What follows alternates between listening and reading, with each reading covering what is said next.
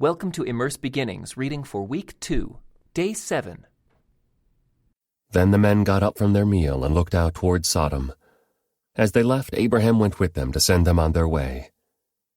"Should I hide my plan from Abraham?" the Lord asked. "For Abraham will certainly become a great and mighty nation, and all the nations of the earth will be blessed through him. I have singled him out so that he will direct his sons and their families to keep the way of the Lord by doing what is right and just. Then I will do for Abraham all that I have promised." So the Lord told Abraham, "I have heard a great outcry from Sodom and Gomorrah because their sin is so flagrant. I am going down to see if their actions are as wicked as I have heard. If not, I want to know." The other men turned and headed toward Sodom, but the Lord remained with Abraham. Abraham approached him and said, "Will you sweep away both the righteous and the wicked? Suppose you find 50 righteous people living there in the city. Will you still sweep it away and not spare it for their sakes? Surely you wouldn't do such a thing, destroying the righteous along with the wicked. Why, you would be treating the righteous and the wicked exactly the same. Surely you wouldn't do that. Should not the judge of all the earth do what is right?" And the Lord replied, "If I find 50 righteous people in Sodom, I will spare the entire city for their sake." Then Abraham spoke again, "Since I have begun, let me speak further to my Lord, even though I am but dust and ashes. Suppose there are only 45 righteous people, rather than 50. Will you destroy the whole city for lack of 5? And the Lord said, "I will not destroy it if I find 45 righteous people there." Then Abraham pressed his request further. "Suppose there are only 40, and the Lord replied, "I will not destroy it for the sake of the 40. "Please don't be angry, my Lord," Abraham pleaded. "Let me speak.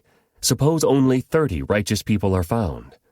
And the Lord replied, "I will not destroy it if I find 30.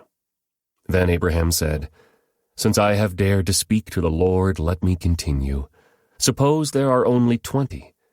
And the Lord replied, "Then I will not destroy it for the sake of the 20. Finally Abraham said, "Lord, please don't be angry with me if I speak one more time. Suppose only 10 are found there." And the Lord replied, "Then I will not destroy it for the sake of the 10. When the Lord had finished his conversation with Abraham, he went on his way, and Abraham returned to his tent. That evening the 2 angels came to the entrance of the city of Sodom. Lot was sitting there, and when he saw them, he stood up to meet them. Then he welcomed them and bowed with his face to the ground. "My lords," he said, "come to my home to wash your feet and be my guests for the night.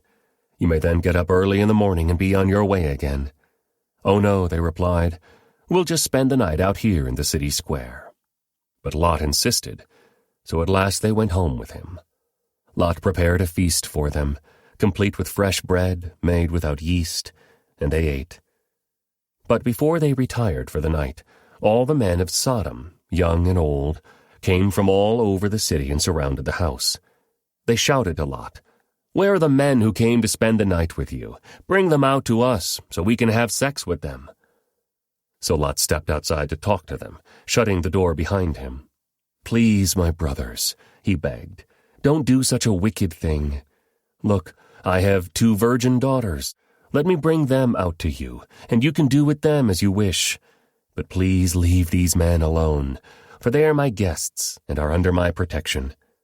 "Stand back," they shouted. "This fellow came to town as an outsider, and now he's acting like our judge. We'll treat you far worse than those other men." And they lunged toward Lot to break down the door. But the 2 angels reached out, pulled Lot into the house, and bolted the door. Then they blinded all the men, young and old, who were at the door of the house, so they gave up trying to get inside. Meanwhile, the angels questioned Lot. "Do you have any other relatives here in the city?" they asked. "Get them out of this place, your sons-in-law, sons, daughters, or anyone else, for we are about to destroy this city completely. The outcry against this place is so great it has reached the Lord, and he has sent us to destroy it." So Lot rushed out to tell his daughter's fiancés, "Quick, get out of the city. The Lord is about to destroy it." But the young men thought he was only joking. At dawn the next morning, the angels became insistent. "Hurry," they said to Lot. "Take your wife and your 2 daughters who are here. Get out right now, or you will be swept away in the destruction of the city." When Lot still hesitated, the angels seized his hand and the hands of his wife and 2 daughters, and rushed them to safety outside the city, for the Lord was merciful. When they were safely out of the city, one of the angels ordered, "Run for your lives, and don't look back or stop anywhere in the valley. Escape to the mountains, or you will be swept away." "Oh no, my lord," Lot begged. "You have been so gracious to me and saved my life, and you have shown such great kindness. But I cannot go to the mountains. Disaster would catch up to me there, and I would soon die. See, there is a small village nearby. Please let me go there instead. Don't you see how small it is? Then my life will be saved." "All right," the angel said. "I will grant your request. I will not destroy the little village. But hurry, escape to it, for I can do nothing until you arrive there." This explains why that village was known as Zoar, which means little place. Lot reached the village just as the sun was rising over the horizon. Then the Lord rained down fire and burning sulfur from the sky on Sodom and Gomorrah. He utterly destroyed them, along with the other cities and villages of the plain, wiping out all the people and every bit of vegetation. But Lot's wife looked back as she was following behind him, and she turned into a pillar of salt. Abraham got up early that morning and hurried out to the place where he had stood in the Lord's presence.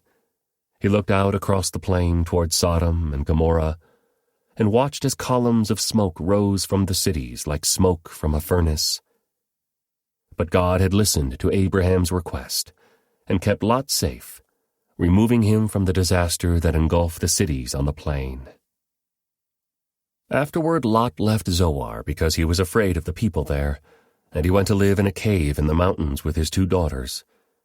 One day the older daughter said to her sister, "There are no men left anywhere in this entire area, so we can't get married like everyone else, and our father will soon be too old to have children. Come, let's get him drunk with wine, and then we will have sex with him. That way we will preserve our family line through our father." So that night they got him drunk with wine, and the older daughter went in and had intercourse with her father. He was unaware of her lying down or getting up again. The next morning the older daughter said to her younger sister, "I had sex with our father last night. Let's get him drunk with wine again tonight, and you go in and have sex with him. That way we will preserve our family line through our father." So that night they got him drunk with wine again, and the younger daughter went in and had intercourse with him. As before, he was unaware of her lying down or getting up again. As a result, both of Lot's daughters became pregnant by their own father. When the older daughter gave birth to a son, she named him Moab. He became the ancestor of the nation now known as the Moabites. When the younger daughter gave birth to a son, she named him Ben-Ammi. He became the ancestor of the nation now known as the Ammonites.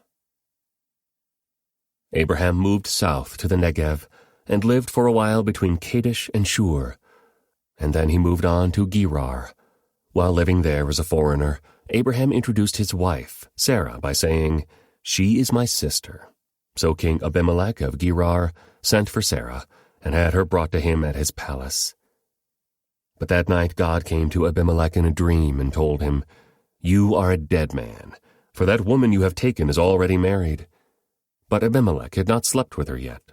So he said, "Lord, will you destroy an innocent nation? Didn't Abraham tell me, 'She is my sister'? And she herself said, 'Yes, he is my brother. I acted in complete innocence. My hands are clean.' In the dream, God responded, 'Yes, I know you are innocent. That's why I kept you from sinning against me, and why I did not let you touch her. Now return the woman to her husband, and he will pray for you, for he is a prophet. Then you will live. But if you don't return her to him, you can be sure that you and all your people will die.' Abimelech got up early the next morning and quickly called all his servants together. When he told them what had happened, his men were terrified. Then Abimelech called for Abraham. "What have you done to us?" he demanded. "What crime have I committed that deserves treatment like this, making me and my kingdom guilty of this great sin? No one should ever do what you have done. Whatever possessed you to do such a thing?" Abraham replied, "I thought, this is a godless place. They will want my wife and will kill me to get her. And she really is my sister, for we both have the same father, but different mothers. And I married her. When God called me to leave my father's home and to travel from place to place, I told her, 'Do me a favor. Wherever we go, tell the people that I am your brother.'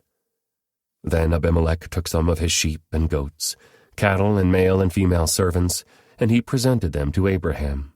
He also returned his wife, Sarah, to him.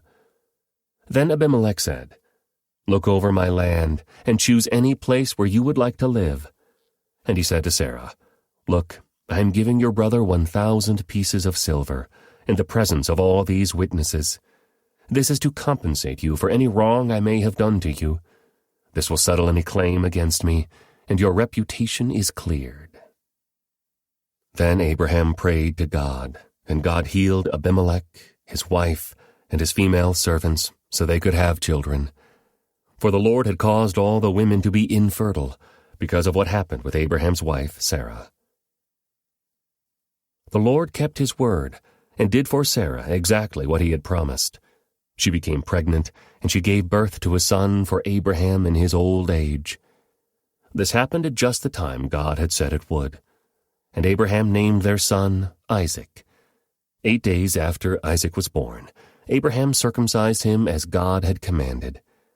Abraham was 100 years old when Isaac was born. And Sarah declared, 'God has brought me laughter. All who hear about this will laugh with me. Who would have said to Abraham that Sarah would nurse a baby? Yet I have given Abraham a son in his old age.' When Isaac grew up and was about to be weaned, Abraham prepared a huge feast to celebrate the occasion. But Sarah saw Ishmael, the son of Abraham, and her Egyptian servant Hagar, making fun of her son, Isaac.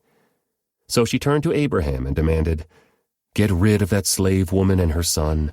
He is not going to share the inheritance with my son, Isaac. I won't have it.' This upset Abraham very much, because Ishmael was his son. But God told Abraham, 'Do not be upset over the boy and your servant. Do whatever Sarah tells you, for Isaac is the son through whom your descendants will be counted. But I will also make a nation of the descendants of Hagar's son, because he is your son too.'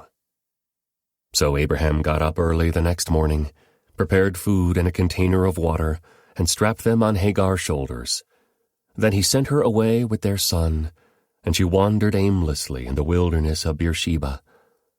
When the water was gone, she put the boy in the shade of a bush. Then she went and sat down by herself about 100 yards away. 'I don't want to watch the boy die,' she said, as she burst into tears.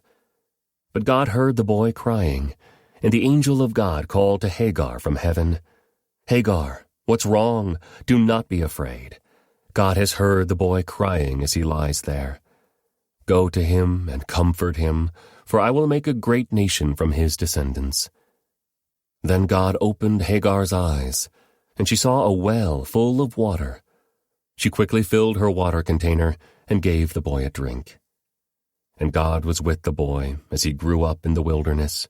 He became a skillful archer, and he settled in the wilderness of Paran. His mother arranged for him to marry a woman from the land of Egypt. About this time, Abimelech came with Phicol, his army commander, to visit Abraham. 'God is obviously with you, helping you in everything you do,' Abimelech said. 'Swear to me in God's name that you will never deceive me, my children, or any of my descendants.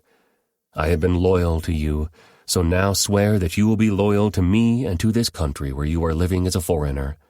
Abraham replied, 'Yes, I swear to it.' Then Abraham complained to Abimelech about a well that Abimelech's servants had taken by force from Abraham's servants. 'This is the first I've heard of it,' Abimelech answered. I have no idea who is responsible. You have never complained about this before." Abraham then gave some of his sheep, goats, and cattle to Abimelech, and they made a treaty. But Abraham also took 7 additional female lambs and set them off by themselves. Abimelech asked, "Why have you set these 7 apart from the others?" Abraham replied, "Please accept these 7 lambs to show your agreement that I dug this well." Then he named the place Beersheba, which means well of the oath, because that was where they had sworn the oath. After making their covenant at Beersheba, Abimelech left with Phicol, the commander of his army, and they returned home to the land of the Philistines. Then Abraham planted a tamarisk tree at Beersheba, and there he worshipped the Lord, the eternal God. And Abraham lived as a foreigner in Philistine country for a long time. This concludes today's Immerse reading experience. Thank you for joining us.